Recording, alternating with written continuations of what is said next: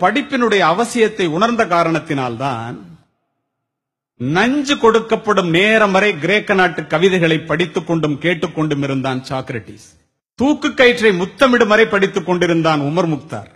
தூக்கு மேடைக்கு அழைத்துச் செல்லும் வரை படித்துக் கொண்டிருந்தான் பகத்சிங். படுக்கின்ற இடம் கூட படிப்பகத்திற்கு அருகாமையில் கேட்டார் அண்ணல் அம்பேத்கர்.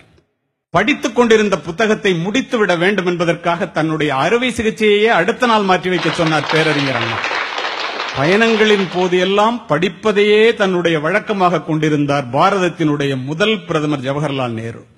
படித்துக் கொண்டிருந்த புத்தகத்தை முடிக்காமல் தூக்கத்தையே மறந்தவர் முன்னாள் ஜனாதிபதி ராதாகிருஷ்ணன் அவர்கள். படிப்பால் மட்டுமே பாரதத்தை பாராள வைக்க முடியும் என்று படித்து படித்து சொன்ன மகா மனிதர் திரு ஏபிஜே அப்துல் கலாம். 35 ஆண்டுகள் நூலகத்திலே மூழ்கி மூலதனம் என்னும் வேதாந்தத்தை கண்டுபிடித்தான். இன்று வரை கம்யூனிஸ்டுகளுடைய பைபிளாக போற்றப்படுகிறது கார்ல் மார்க்ஸ். இதையெல்லாம் நான் எதற்காக சொல்லுகின்றேன் என்றால், படிப்பு ஒரு மனிதனை எந்த அளவிற்கு உயர்த்தும் என்பதை ஆசிரியர்கள் உணர வேண்டும்.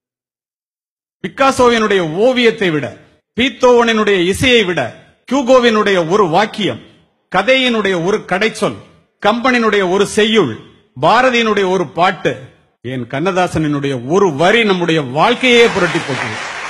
அதற்காக படிக்கிறது. இரவு முழுவதும் தொழுகையில் ஈடுபடுவதை விட 1 மணி நேரம் கற்பித்தல் மேலானது என்கிறார் நபிகள் நாயகம். கற்றுக்கொள்வது மனித பண்பு, கற்றுக் கொடுப்பது மனித மாண்பு.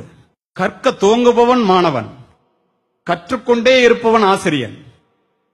கற்றுக் கொடுப்பதனால் தான் ஆசிரியரை கற்றுக் கொடுப்பவர் என்று சொல்லுகின்றோம்.